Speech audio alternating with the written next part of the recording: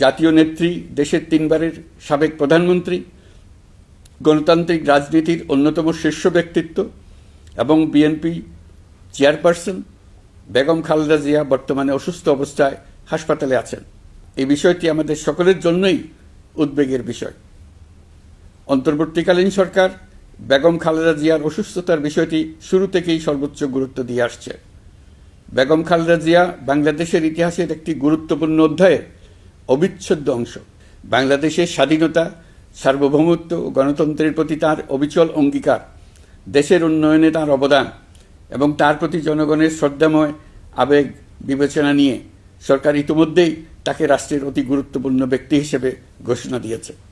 সরকারের পক্ষ থেকে তাঁর চিকিৎসা নিশ্চিত করতে পরিবারের ইচ্ছাকে সম্মান দেখিয়ে প্রয়োজনীয় সব ধরনের সহযোগিতা দেওয়া হচ্ছে।